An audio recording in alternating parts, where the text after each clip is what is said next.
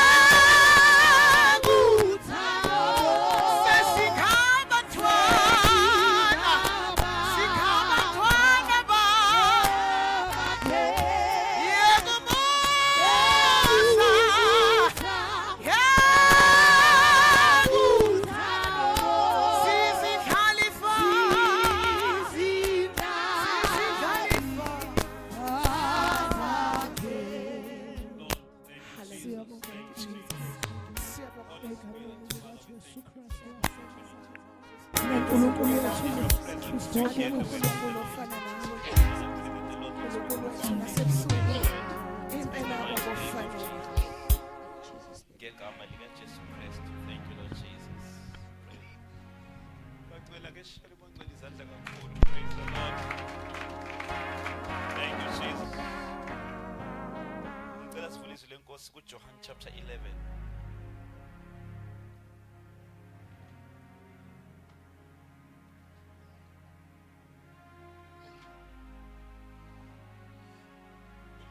Verse 1. Kwakukhona othile ogulayo uLazaro waseBethaniya, umuzi wakubo kaMariya nodadewabo uMarta.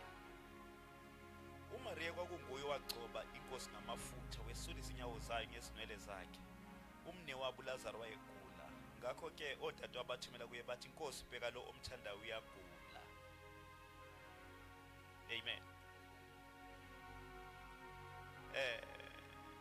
Verse 11. Wakhuluma lokho emva kwalokho wathi kubo, uLazaro umhlobethu ulele, kepha ngiyahamba ukuba ngimvuse ebuthongweni. Abafundi bakhe basibethi kuye, Nkosi, uma elele uyakusinda. Kepha uJesu wayekhuluma ngokufa kwakhe, kepha bona babethi ukhuluma ngokulala ubuthongo. Ngalokho uJesu wathi kubo ngokucacileyo, uLazaro ufile. Praise the Lord. Siyabonga Nkosi yamakhosi, Father, that we could be found in your presence to hear the word of the Lord. Father, I thank the Lord that the Lord shall speak profoundly through the mouth of his servant, wonderful words of life. Father, I understand that the flower fades and the grass withers, but the word of the Lord shall endure forever. Thank you, Father, for the divine word of the Lord. Baba, sibonga ukuthi ungena kwethu ngekufana nokuphuma kwethu ngenxa yezwi lakho. In the name of Jesus, amen. Praise the Lord. Let's share that one more time. We may be seated, bazalwane. Isihloko sale njubelo sithi when all hope is gone, Jesus. Amen. When all hope is gone, Jesus. Amen. Praise the Lord. Ngithanda lo hlabelelayo othi igama elithi Jesu liyangihlabelelisa. Amen. Athi omunye ohlabelelayo, ingekhathala indlebe yami ukulizwa lelo gama. Ligcwele enhlizweni yami igama elithi Jesu. Bakhona abazalwane, ngiyabingelela mfundisi Chamani, mfundisi Magubane, mfundisi Uthuli, mama uMdakane, ngiyabingelela kakhulu. Abangcwele bonke bamakhoba ngiyabingelela. Ake shela umongcwele izandla kakhulu bazalwane. Praise the Lord. Thank you, Jesus. Praise the name of Jesus. Glory to the King. Praise the name of the Lord. Praise the name of the Lord. Glory to Jesus. Wake wayibuza ukuthi yini eyenza ukuthi uNkulunkulu akhulume kuMoses okokuqala athi, Moses, shaya idwala kuzophuma amanzi. Bakhona abazalwane, lithi iBhayibheli uMoses washaya idwala aphuma amanzi. But okwesibili uNkulunkulu uthi, Moses, this time ungalishaya idwala, khuluma nalo. uMoses ngenxa yokuthukuthela walishaya idwala, but wayibuza ukuthi aphumelana amanzi. Come on somebody. Why uMoses athi act out of disobedience? Because okokuqala walishaya, abantu becomplain. Praise the Lord. Sithola later ukuthi lelo dwala lalinguKristu Jesu, but kulokokuqala walishaya aphuma amanzi, but kulokwesibili ungalishayi. Speak to the rock, idwala lizokhipha amanzi. But lithi iBhayibheli uMoses, come on somebody, esikhundleni sokuthi akukhulume edwaleni walishaya, but ngishaya ukuthi amanzi aphuma. Ebazalwane awukho amen. Ngishaya ukuthi amanzi aphuma, yize act out of disobedience. Praise the Lord. And impendulo sithola years later, Apostle Paul methi, if you are unfaithful, uma ningathembeki, kodwa yena hlale thembekile. Praise the Lord. Sengiyaqonda isizathu esenza amanzi aphume edwaleni, yize uNkulunkulu ethe Moses khuluma yena walishaya kodwa kuphuma amanzi. Ingoba it's not about Moses. Akungengo Moses, kodwa it's about God being faithful. ukuthi noma ngabe wena Moses awuthembekanga kodwa mina I will remain faithful. Come on somebody. Somebody shout is faithful. Awutshela useduzwa ukuthi uthembekile. Praise the Lord. Somebody shout amen. Now uMateyu mayeveza uJesu umveza uJesu as the long awaited Messiah of the Jews. Shuthi ngamanye amagama uMateyu uthi lalelani lo Messiah ekade nimlindele uyena lona. Shout amen. Ingakho uzwa uMateyu mangabe ekhuluma athi ukuze kugcwaliseke ngoba uzama ukubavula amehlo ukuthi vulana amehlo lo Messiah esikhasikade simlindile uyena lona, this is him. Bakhona bangcwele. But uMark yena umveza as the suffering son of God, njengendodana kaNkulunkulu ehluphekile. But uLuka yena umveza as the savior of the people. Nang reach out to the poor bakhona bazalwane. But uJohn kule ncwadi esifundile umveza ngokuthi it's not just a son of God, this is God himself. Come on somebody. Kahle hle uNkulunkulu lesikhuluma ngaye. Thina sibona indodana kaMaria, kahle hle this akusindodana kaMaria. This is God. Uzwa uJohn ku chapter 1 ethi eqaleni wayekhona ulizwi. Ulizwi waye kuNkulunkulu. Ulizwi waye nguNkulunkulu. Yena lowo waye kuNkulunkulu. Konke kwavela ngaye. Ngaphandle kwakhe akukho kubonakalayo kwavela. Come on somebody. Uthi weza kokwakhe kodwa bakhe abamamkelanga. Kodwa bonke abamamkela. Come on somebody. Wabapha amandla ukuthi babe ngabantwana bakaNkulunkulu. Hayi, come on somebody. Labo abakholwa egameni lakhe. He gave them the right to be called the children of God. Praise the Lord.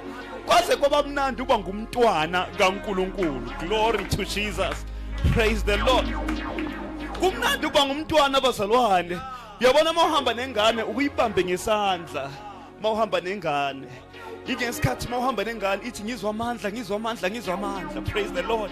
Kodwa mawuhamba nengane kwesinye isikhathi ukuyiyeke nje uhamba nayo. Praise the Lord. Yona ngesikhathi uyiyekile ayizwe itouch yakho. Kazi ukuphi kanti amehlo akho noma ingasidli isandla. Hayi bakhona abazalwane. Kanti amehlo akho kodwa hlezi kuyona. That is why mengathi ngene emgwaqeni uzoyi. Come on somebody. Mengathi ngene emgwaqeni uzoyibamba masinyane. Praise the Lord. That is why you call akusi into eyangama feelings kodwa iya ngokukholwa nje ukuthi I am a child of the most high God. Tshela oseduze wakho ukuthi I am a child of God. Ngingumntwana kaNkulunkulu. Praise the Lord. Come on somebody shout amen. That is why uma ngabe ngiphakathi kwabazalwane I pray bazalwane. Glory to Jesus. Amen. Ngathandaza kwenye indawo yathenga indoda ngiyaqala ukuthanda ukuze umuntu ethandaza ngize ngivuke uhlevana. Ithi le ndoda mina ngivuka uhlevane mangabe umuntu ethandaza kodwa uthema uthandaza ngavuka uhlevane. Praise the Lord.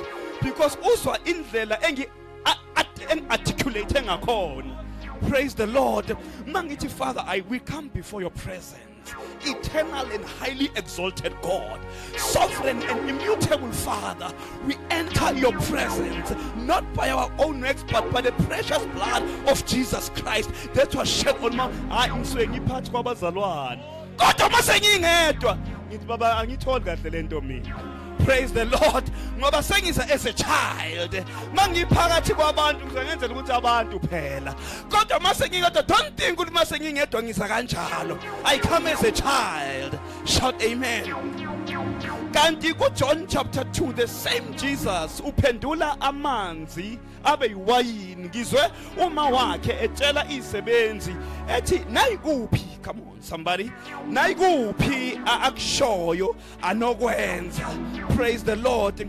Ku John chapter 3 kufika indoda eyayisazi imithetho uNicodemus igama layo ihlonishwa futhi kodwa yanqamela ukukhokhoba ebusuku. Come on somebody shout amen. uma ngabe ikhokho bebusuku ithi thina siyazi ukuthi wena uvele kuNkulunkulu noma abanye bengekho namanje kodwa nabo bayazi ngoba kekho ngenza lezi mangaliso ozenzayo uma uNkulunkulu engenaye. Kodwa ngifuna ukwazi into eyodwa, ngingenze njani ukuze ngibone umbuso kaNkulunkulu. Uthi uJesu ngathi wena umfundisi awuyazi lemfihlakalo. Ngiyakutshela mangabe umuntu engazalwa, come on somebody, ngokusha angeke ubone umbuso kaNkulunkulu. Uthi uNikodimi kanjani ngibuyele esiswini sikamame ngizalwe ngokusha na? Uthi uma ngabe umuntu engazalwa ngegazi nangamanzi angeke ubone umbuso kaNkulunkulu. Ngamanye amagama ufike wazalwa, wathi sewuzelwe waphinde futhi wazalwa. Hayi come on abangizwa abazalwane, ngithi uzaliwe waphinde wazalwa. That is why mangabe kuthi kwifamily yakho bonke bafa ngesifo sikashukela, tshela oseduzwa ukuthi not me, not me bazalwane. Fanele uthi wena mawusuzalwe kabusha bese uyalinqamula lolu khondolo ukuthi it ends here. Makuthi abawuqeda umatric kodwa it ends here. Come on somebody shout amen. Ngoba mina ngiphike ngazalwa ngase ngiphinde ngizalwa kabusha futhi. Praise the name of the Lord. Now kuJohn chapter 4 bazalwane, kukhona owesifazane waseSamaria uhlangana noJesu.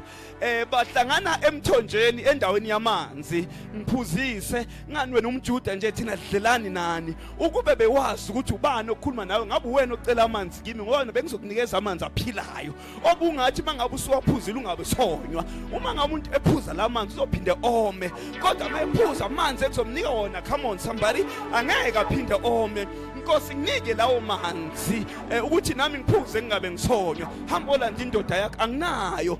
Usho kahle ngoba ukuyoba nayisihlanu naleka 6 akusiyona yakho. Walahla phansi imbiza. Hambani inzozani nizobona ongitshele konke kungabe yini uMesaya nalo.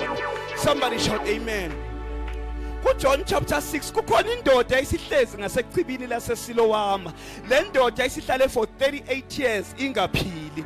Mangabe uJesu efika eyibuza ukuthi uyafuna ukusinda na, iblame abantu ithi anginamuntu. Somebody shout amen. Anginamuntu okungilekelela lapha ichibi selizanyazanyiswa. Yona ibheke ichibi kanti ayazi ukuthi sekukhona okungcono kunechibi. I shout amen. Yazi ukuthi kuyenzeka kube khona okungcono kunezinye izinto kodwa abantu babambelele kuloko okungasasizi. Kanti sekukhona okungcono kunalokho. Nale ndoda yabambelela entweni echibini. Shout amen. Kanti isikhathi esikhona okungcono. Ay come on somebody, praise the Lord. Awutshela oseduzwa wakho sekhona okungcono manje. Sekhona okungcono manje. Glory to Jesus. Selina. Hey, come on, somebody shout amen. Ngayibamba bazalwane. Cishe ngathi khona okungcono kunesiwasho ngayibamba. Come on somebody. Come on somebody shout amen. Shout amen bazalwane. Praise the Lord. Ngihlohlwa yithende njalo. Come on somebody shout yes. Glory to Jesus. Tshela ukuthi sekhona okungcono manje. Sekhona okungcono manje. Glory to Jesus. Sekhona okungcono kunesiwasho. Sekhona hey, come on somebody. Ungabambelele ekukhibini sekhona okungcono. His name is Jesus.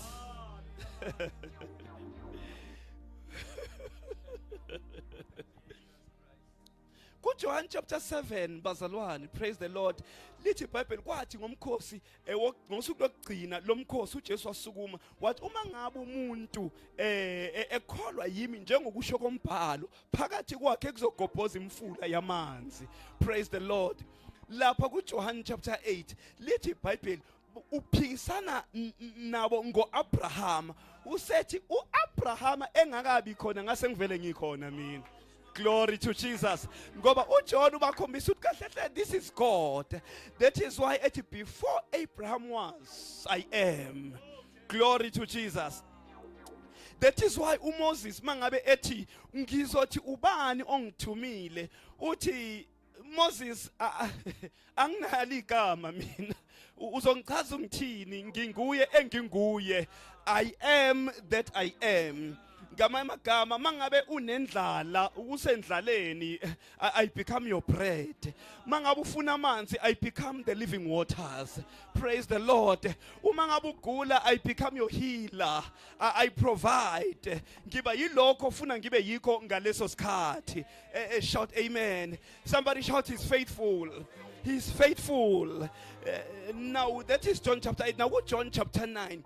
Lithi iBhayibheli kwakukhona indoda eyayingakazi ibone selokhu iyazalwa ayikazi ibone. Uma ngabe beyibona abafundi bayaphikisana ngayo. Uma ngabe bephikisana baphikisana ukuthi ubani owona azazalwe enje. Sebethi asibuze uJesu ubani owona uyena noma abazali bakhe aze azalwe enjena. Uthi uJesu akonanga yena noma abazali bakhe kodwa uze kubonakaliswe amandla kaNkuluNkulu kuye. Ngamanye amagama khona izinto ezenzeka kuwe kanti kufanele kubonakaliswe amandla kaNkuluNkulu kuwe. Kwaze kwathi ngithi nalokho obhekene nakho manje somehow angazi kanjani kodwa kuzoveza amandla kaNkuluNkulu. Fanele ukuthi ekugcineni kodwa kubonakala ukuthi this is the power of God. Somebody shout amen. Glory to Jesus. Lithi iBhayibheli lendoda uJesu wayigcoba ngodaka wathi hamba ogeza. Glory to the King.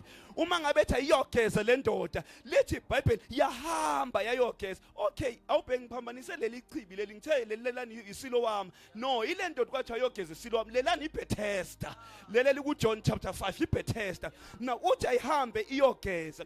Now uyininde ngamehlo ayiboni bazalwane kodwa wathi hamba uyogeza. Now utshela umuntu ongaboni uthi hamba uyogeza. Somebody shout amen. Now umbuzo uthi ngesikhathi engaboni ehambe yogeza wayethwelwe yini? Ongase ngiyabona izwi lakhe linamandla. Le ndoda ihamba nje seyithwele yizwi bazalwane noma ingaboni. Glory to the King. Isithwelwe yizwi likaNkuluNkulu bazalwane. Somebody shout amen. Now la ku John chapter 11 kugula uLazarus bazalwane. Praise the Lord. Kugula uLazaro. Manje mangabe uLazaro egula kukhona nje engifisa ukuthi ngikubheke kancane ukuthi uma ngabe uLazaro egula bathumela kuJesu bambhalela incwadi ukuthi uLazaro uyagula. Glory to Jesus. Bazalwane, he's faithful. Uthembekile. Uyazi ukuthi mawubheka eBhayibheli ufunda iBhayibheli uzwa izitori ezi-interesting kakhulukazi kwi-Old Testament bese uthatha ngokuthi istory nje kanti lesi story fanele sikukhombise okuthile ngoNkulunkulu kanti lesi story fanele sikuvezele ukuthi kahlehle uthembekile yena. Uma bengathiwa ke bafakaze bonke ngokuthembeka kwakhe bazalwane kungaqhamuka uAbraham. Glory to Jesus. Athi kimi wakhuluma ngina 75 years. Ekhuluma ngesithembiso somntwana. Kodwa umntwana waqhamuka after 25 years at the age of 100. Come on, somebody shout amen. Bazalwane kanti uthwelwe yini uAbraham yonke leminyaka lena? Kanti uthwele ukuthembeka kaNkuluNkulu. Bazalwane noma ungaginqa iminyaka kodwa I can assure you ukuthi uzothembeka. Glory to Jesus. Ngoba akuyi ngawe kodwa kuya ngaye ukuthi athembeke kuwe. Wathembeka ngisho noSara bazalwane isibeletho sakhe singasekho conducive ukuthi singathwala umntwana kodwa kwasho ukuthi akukho mayelana noSara kungokuthi yena uthembekile. Abangizwa bazalwane ngike ngambona ethembeka kuJakobe ebalekela umfowabo. Uma ngabe esebaleke efike eBhethele walala lithi iBhayibheli wabona ingelosi zehla zenyuka, angels descending and ascending. Shout amen. Ukuthi noma ngakuthiwa uyabaleka kodwa he is still faithful. Glory to Jesus. Uthembekile bazalwane. Uthembekile angathembeka usethaveni sewile bazalwane kodwa athembeke still yena. Glory to Jesus. Athi ohlabelela inkosi yami ubungithande kulahlekeni kwami. Walandela futhi emkhondweni ngase ngafunyanwa. Wathembeka uJakobe ebaleka kodwa still wathembeka. Somebody shout is faithful. Ngimbone ethembeka bazalwane kuJosefa. uJosefa esefakwe emgodini. Kwasho ukuthi noma ungafakwe emgodini, come on somebody, he's still faithful even in the pit. Somebody shout amen. Shout amen. Uthembekile ngisho nasemgodini. Ngimbone ethembeka bazalwane kuMoses eseyingane. uma wakhe emphonse emfuleni, uma ngabe uma wakhe emphonse emfuleni with the hope ukuthi still uzophila umntwana, wamfaka ebaskidini, kodwa kwasho ukuthi uJehova uthembekile. Kwasho ukuthi ngisho eRiver Nile kukhona ingweni, kukhona lonke uhlobo lelwane, kodwa uMoses ngenxa yecebo likaNkuluNkulu yebazalwane azange simthinta ilwane, hayi ngenxa yokuthi wayesebhaskidini oright, kodwa ngenxa yokuthi uNkulunkulu bazalwane uthembekile. uJehova athembeke ebazalwane in the midst of trouble, kodwa athembeke lapho. Wathembeka ngisho nakuMoses bazalwane. Praise the Lord. Ngimbone ethembeka kuDavide bangcwele ezoshaya uGoliathi. Saze sathi uDavide wayeshaya kahle ngetshe, kanti kwangasi uDavide wayeshaya into eshaya uGoliathi. Come on somebody. Awutshela seduze wakho kwakuthembeka kaNkuluNkulu. Hayi kwakuthembeka kaNkuluNkulu. Kwangasikona ukunemba kwakhe, kodwa kwakuthembeka kaNkuluNkulu. Somebody shout amen. Somebody shout amen. Uke wathembeka kuSamsoni bazalwane, esekhishwa amehlo, esezofa uSamsoni. Wathi mfana ake ungisondeze einsikeni indlu emingazo. Umfana wambamba wamsondeza einsikeni ezimbili. Wathi uSamsoni mangife nezitha zami. Bazalwane ngiyashumayela njalo. Wathi mangife nezitha zami. Kwasho ukuthi uNkulunkulu uthembekile. Maye dudula akwangadudula uSamsoni, kwadudula ukuthembeka kwakhe. Somebody shout amen. Somebody shout amen. Ngizoshumayela nize nishiswe bazalwane ngenxa ukuthi God is faithful. Somebody shout faithful. Somebody shout faithful. So khohliwe yini ukuthembeka kuDaniel engonyameni, phakathi engonyameni, kodwa wathembeka. Ngizothini bazalwane ngoba uke wathembeka ngisho nasemlilweni. Somebody shout amen. Wathembeka ngisho nasemlilweni, oShadrach noMeshach bephakathi. Ngizothini bazalwane ngoba uke wathembeka nakuJona. Glory to Jesus. Ebaleka uJona, kodwa kwasho ukuthi ubaleka nje, okhulumile uthembekile. Glory to Jesus. Glory to Jesus. Awutshela seduze ukuthi ungabisabaleka. Ungabisabaleka, ungabisabaleka. Ungabisabaleka. Ngingathini bazalwane ngoba ngesikhathi uJona inhlanzi imudla kwakufanele kwenzeke idigestion, kodwa yangenzeka idigestion. Ukuthembeka kaNkuluNkulu kwabamba ama walls esisu senhlanzi ukuthi inhlanzi ingamdigest uJona. Somebody shout amen. Ngizwe uJesu later ethi njengalokhu uJona wayesesiswini senhlanzi 3 days, kanjalo nendodana yomuntu izoba semathunjini omhlaba 3 days bazalwane. Somebody shout amen. Ngizothini bazalwane ngoba uke wathembeka kuElijah. uElijah ememeza ethi uNkulunkulu ake usibonakalise, esekhulumile nabaprofeti bakaBhali. Lithi iBhayibheli wehla umlilo ezulwini, wakwathembeka sekufanele kunimvula, ethi ethumela inceke yakhe ethi hambe uyobheka ukuthi sayizona yini imvula. Yeza kokuqala yathi ayikho imvula, yeza kwaze kwaba ngo6 walokho ethandazile bazalwane. Kwasho ukuthi uthandaza kuNkulunkulu ofaithful. Ngokwe7 wathi ngibona kukhuphuka ifu engangesandla somuntu. Wathi sesingehla manje, hamba utshela uAhabi ukuthi kuzimvula. Glory to Jesus. Bambo seduze kwakho ngesandla sengiyavala. What is faithful? Ungabisaphelelwa amandla ngoba sikhonza uNkulunkulu othembekile. God is faithful bazalwane. Praise the Lord. Praise the Lord. uLazarus usefile. Glory to Jesus. Now bheka, bayamtshela uJesu mangabe saphila, mayesefile bathi noma singamtshelanga ngoba angeke senza lutho na, simtshelile saphila.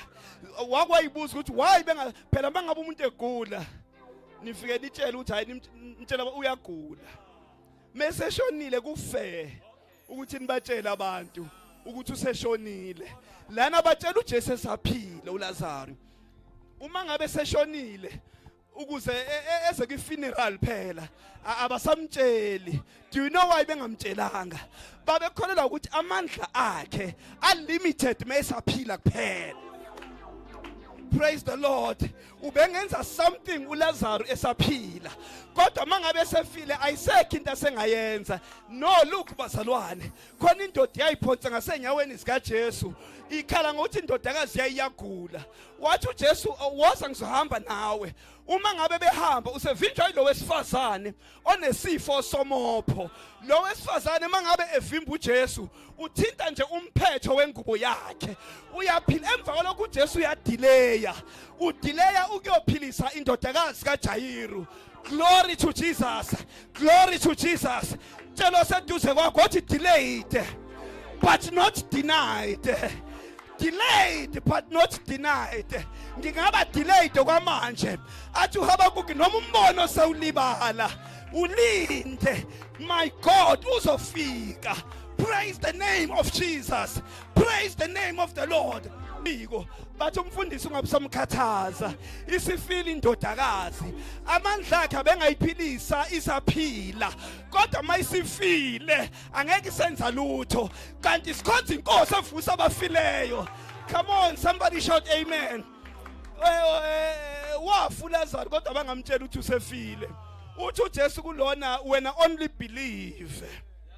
Praise the Lord.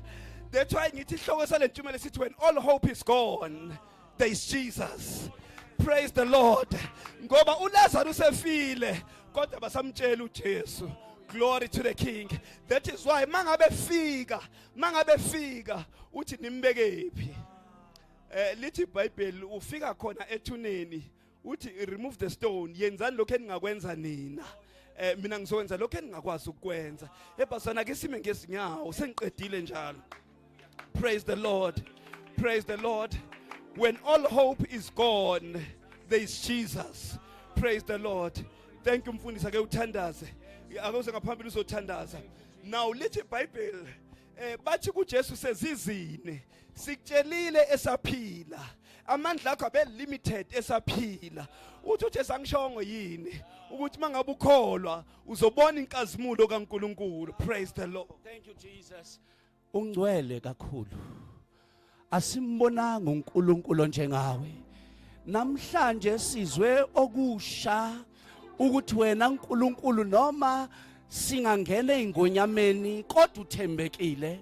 Noma singangena endlaleni kodwa usenguJehova othembekile. Noma umndeni ungaxabana uhlukane kodwa sihamba noJehova othembekile.